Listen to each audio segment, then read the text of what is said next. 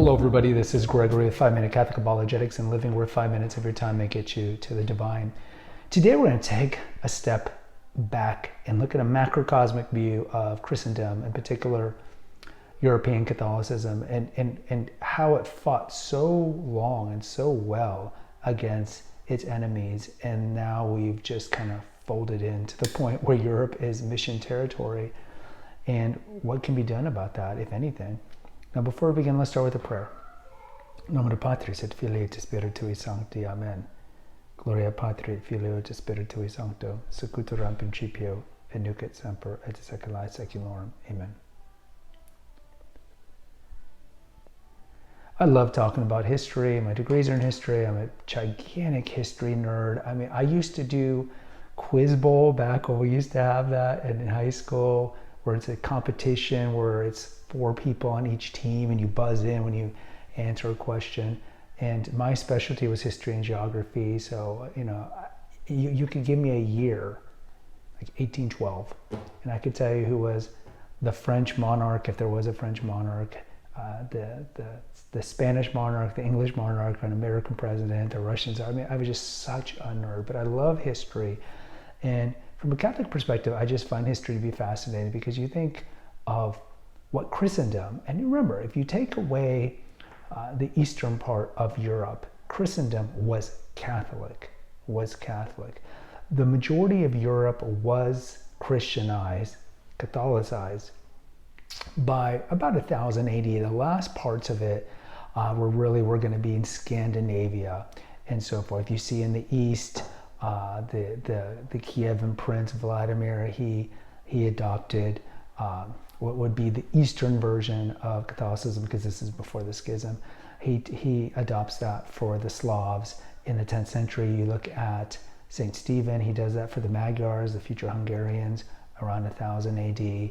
And then you see finally the Vikings and so forth, that area being Christianized by 1000 AD. But if you look at the heart of Christendom, which is around the Mediterranean basin, Gaul, France, Germany, all that was fully Christianized.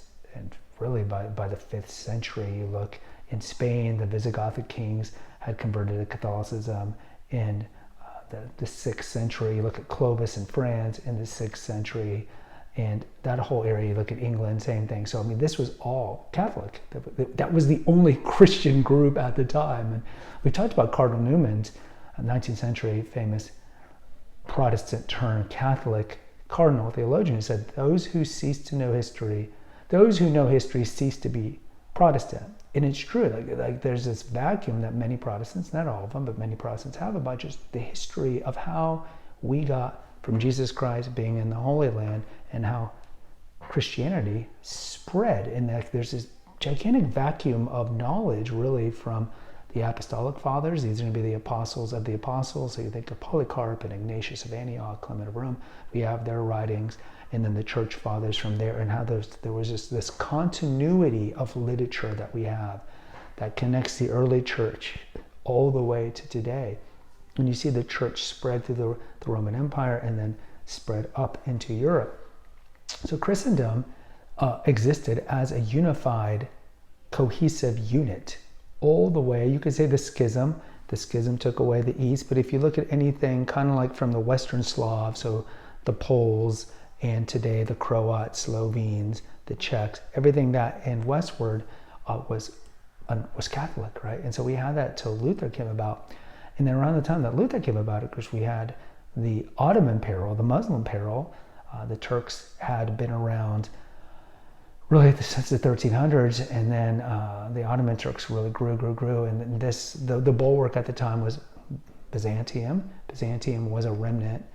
Really, they would see it as a successor of Rome, when Constantine, who did not find the Catholic Church, okay, we have an episode on that, he just he converted on his deathbed, but he legalized Christianity and then was a patron of it, sponsoring, among other things, the Council of Nicaea, where we really got the first kind of dogmatic definition of the Trinity, and then there were subsequent councils that had to kind of flesh that out.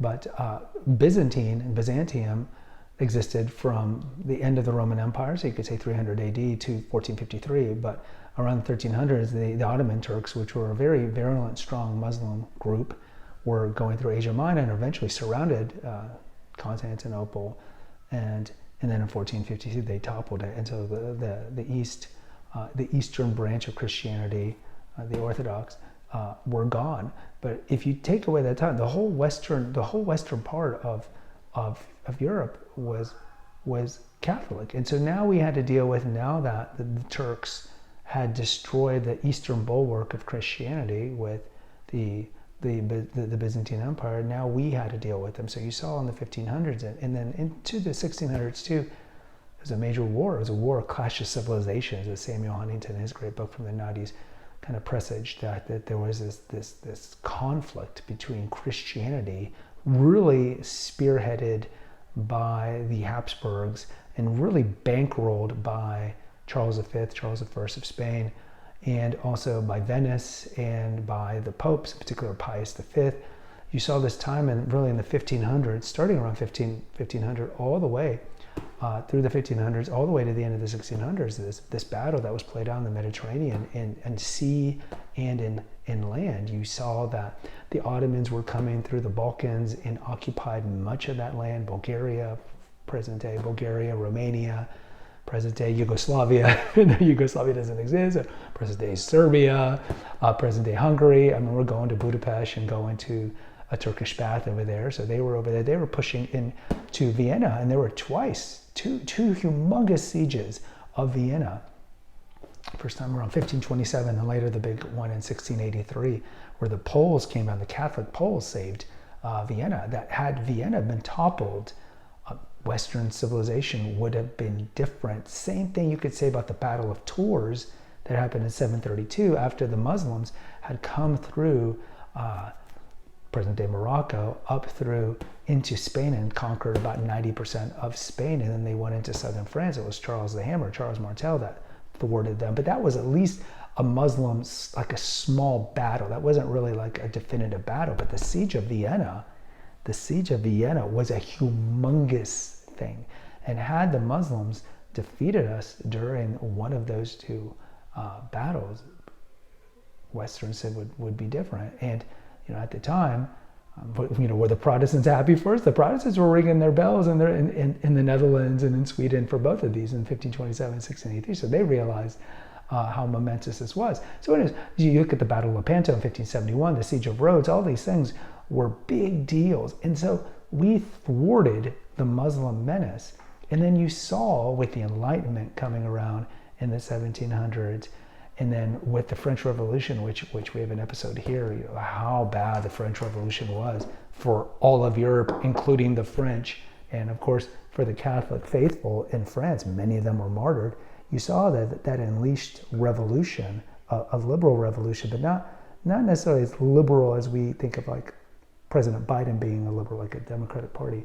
But there was this battle in the 19th century in Europe between, I guess you can call the conservative forces, probably best known by Metternich, the Secretary of State for the Austrians, kind of conservative. So on one side you had the monarchy with the church, I guess arguably with the landed wealth, and on the other side was going to be those asking for revolution. And we think of people who don't really know about the French Revolution think it was like a good thing, but no, it was a horrible thing. It was really a toppling of the social order on every level. And you see that how it kind of started with just asking for basic human rights by the States General, and then eventually led to the Jacobins, and then eventually led to the Reign of Terror. And in many levels, the arrival of Napoleon was actually good for Europe because of the excesses of the Reign of Terror.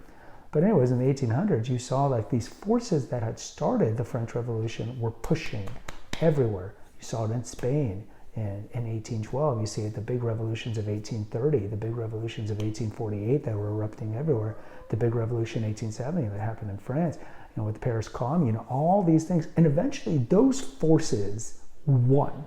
The forces that were pro-church lost by the late 1800s, because you saw the Kulturkampf, which was in Germany an anti-Catholic legislation that was pushed by Bismarck that prohibited Catholics from holding office, among other things. You saw, we have an episode here on the penal laws, how in England for over 200 years they persecuted the Irish and took them off of their land and didn't allow them to have office. And much of this led to the famine in Ireland. They were severely persecuted over there. And the same thing for France, how you see in the late 1800s, once the Third Republic was ushered in, they kicked out the monarchy, legislation that was against Catholicism, this strong anti-clericism that you saw developing in pretty much every part. In Italy too, when you saw that unification of the peninsula by Garibaldi and Cavour and these guys, it was vehemently anti-Catholic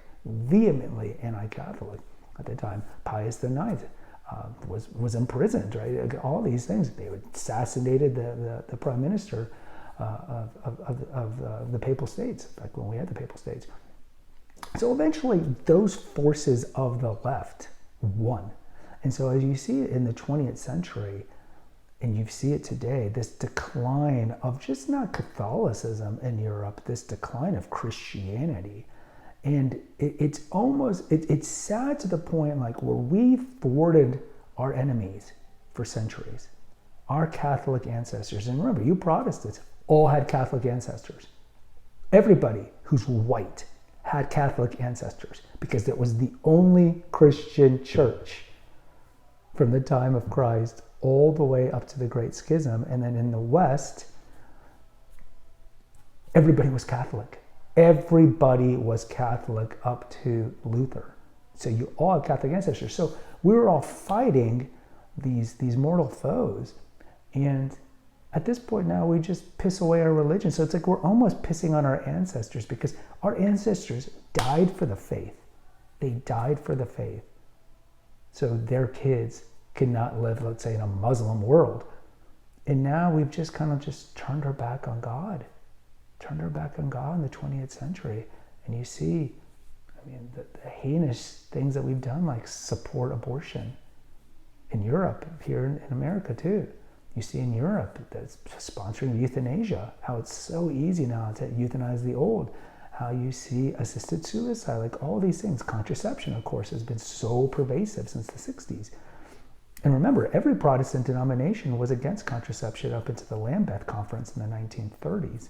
Then you saw this just unrailing of where there were very strict restrictions when Lambeth came out. That was an Anglican conference. It was like, contraception is bad and should only be done for this little amount of things. And you see within 30 years, 35 years, a lot of the Catholic elite getting mad at St. Paul VI for issuing Humanae Vitae. So you saw this just unleashing. And so you look at Europe today, because it's turned its back on God, it's believed, it's fallen for the postmodernist, the moral relativistic views that have been so pervasive the last 100 years, that Europe is a shell of itself.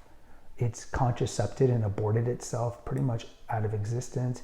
There's a negative birth rate in essentially every country in Europe.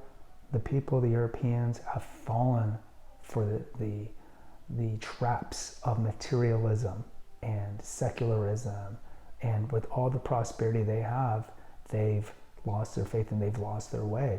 And the enemy of Islam is still militant. It's just militant in a different way than it was in the 1500s, 1600s. And you've seen with the open immigration that's happened in Europe, you see pockets, strong pockets. You go into parts of Paris, go into parts of London, pockets of strong Islam. And you see this like this cauldron, this formula, this concoction where you see the weakening of the West. We're aborting and contracepting ourselves out of existence. We've become essentially fat and lazy. And you see Islam just lurking and waiting and waiting. And there's a Muslim belief that, you know, there's only like two parts of the world. Those are under Islam and those that are going to be under Islam. And they're just waiting and doing the long time, and they see the Europeans getting fat and lazy, and they're just biding their time. And so I talked about it when I was in Florence. Europe is mission territory. It is mission territory again. And you could say the pockets of the United States for sure are mission territory, the West, because we are corrupted. We are depraved. We are a cesspool as a whole. And you can see that by our fruits. What is our biggest fruit? We abort. we abort and euthanize. So can Europe be saved? After all of our European ancestors, mine came from Spain, fought the Reconquista. They fought. And now we've just pissed it all away. We're just urinating on our ancestors. And it's exceedingly sad. Will there be a resurgence? I don't know.